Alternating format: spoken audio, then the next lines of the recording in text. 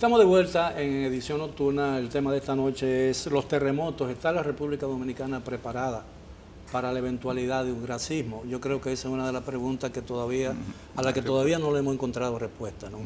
Ahora, bien, pueden ser los terremotos, bueno, ya no tanto como previsibles, pero se pueden anticipar. Por ejemplo, yo me imagino que no ocurre lo mismo que, por ejemplo, con otros fenómenos naturales, como los ciclones, por ejemplo, que uno sabe por dónde viene, sabe a qué hora puede llegar el lugar donde tú te encuentras, sabe la intensidad de los vientos, sabe cómo protegerte, y uno, dentro de una edificación segura, se encuentra a salvo. Pero eso no ocurre con el terremoto, ¿no? Lo que construimos durante siglos o durante años se derrumba en un minuto. Así es. Bueno, en cuanto a... No se predicen los terremotos porque no puedo decir cuándo van a ocurrir, pero sí se determinan las áreas donde van a ocurrir, se hacen evaluaciones que permiten estimar los tamaños, también la historia nos habla de qué tan grandes son los sismos. Patrón, ¿no? ¿Verdad? Sí. El patrón no siempre se cumple, pero por lo menos la historia nos dice qué tan grandes, qué tan fuertes han sido los terremotos que han ocurrido. Por lo tanto, son una referencia, que es el caso que se menciona aquí. Aquí se menciona el caso de la falla septentrional, el caso sismo del 1946, los sismos de aquí de la zona sur. Esos sismos ocurrieron. Entonces, nosotros sabemos, las causas de los terremotos están ahí, son continuas. El terremoto de 1946, ¿no? Sí, 4 de agosto.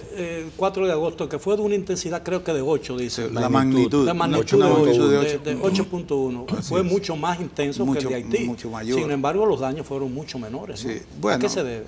Hay muchos elementos a tomar en cuenta. Primeramente, ¿qué era República Dominicana en ese momento? Porque incluso Santo Domingo fue afectado significativamente. Y usted escribió sobre eso, ¿verdad?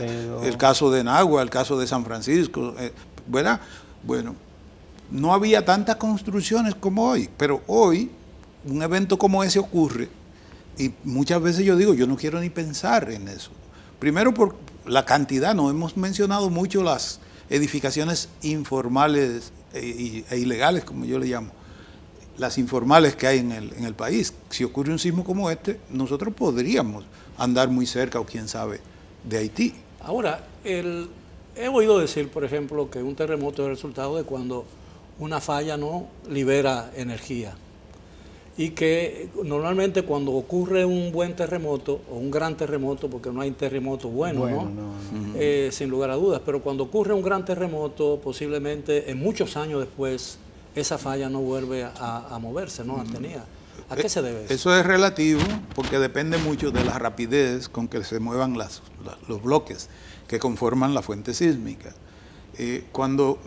No es que se libera la energía porque se rompen las rocas deformadas. Las rocas con el tiempo van acumulando energía, se van deformando y llega un momento en que alcanzan lo que le llamamos límite elástico, ahí se rompen y ahí está la liberación de esa energía. ¿Qué pasa? Como las causas son continuas, con el tiempo las rocas de nuevo se van a deformar, de nuevo se van a cargar de energía. Entonces, dependiendo de la rapidez... Pero es un proceso de muchos años, ¿no? Sí, pero ¿qué pasa? Bueno, podemos ver el caso, por ejemplo, chileno. Estamos viendo en Chile la ocurrencia de terremotos con periodos cortos y el caso de Japón también. Pero eso está asociado a qué tan rápido se muevan estos bloques, en este caso las placas, por un lado, y por el otro el tamaño de las mismas. ¿Ve? En el caso de Chile, ve que tenemos registrado el sismo más grande del mundo, es por el tamaño de los bloques asociados. Y en el caso de Japón tendemos a lo mismo, el caso de China también, ¿verdad? Ahora, aquí se predice o tengo entendido que aquí hay mucho temor por la posibilidad de un temblor que traiga consigo un maremoto. Porque un tsunami, no sé por qué la gente usa ese término cuando hay un término en español para describirlo. Pero los maremotos se dan peligrosos en las ciudades costeras, ¿no? En las poblaciones costeras. Como vivimos en un país turístico que depende mucho de su riqueza, de sus playas y de sus cosas, un terremoto cerca en el mar sería sumamente destructivo para la República Dominicana. Ahora, ¿se puede producir un maremoto cuando el eje, o como le llaman ustedes, es dentro de territorio y no en el mar? Bueno, bueno. Déjeme, sismológicamente hablando. Sismológicamente hablando, si necesariamente tiene que ser en el mar. En el mar. Para que te produzca un tsunami. Sí, ahí que precisamente parte de las enseñanzas que uno va obteniendo en el tiempo. Ustedes saben que en el sismo de Haití, que fue en tierra, estuvo acompañado de 2 tsunamis. Hubo uno en el Golfo de Gonafi y otro en la parte del sur, en el Caribe. Lo que hemos llegado a la conclusión es que con los sismos, aun sean en tierra, se pueden producir deslizamientos masivos en el mar y eso provocar tsunamis. No van a ser tsunamis con las dimensiones del de Tailandia, del de Indonesia, del de Japón, ¿verdad? Que las olas alcanzaron las costas de California, incluso una persona murió. Bueno, un tsunami ocasionado por un deslizamiento no va a provocar esto, pero sí puede provocar impacto local importante. ¿Ve? Y aquí, por ejemplo, hemos estado discutiendo sobre el sismo de 1842, que se dice estuvo acompañado también por un tsunami. Y según el tipo de fuente, aún sea en el mar, no toda fuente está llamada a generar tsunami. Depende del tipo de movimiento que se produzca. Bien, pero como los sismos que se esperan en la zona norte de Haití son del tipo que se entiende no generan tsunami, entonces eso a la comunidad científica le llama la atención. Miguel, casualmente ayer la UNESCO celebró el Día Mundial de la Concienciación sobre los tsunamis.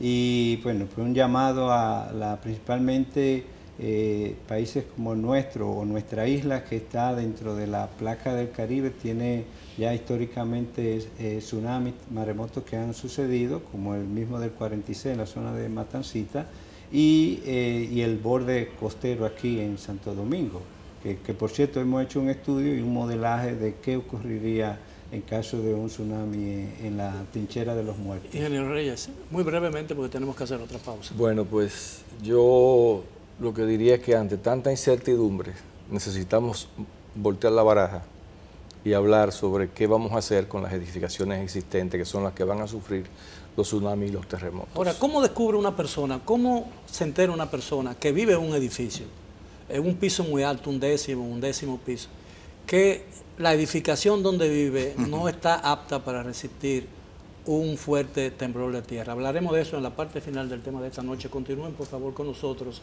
en Edición Nocturna.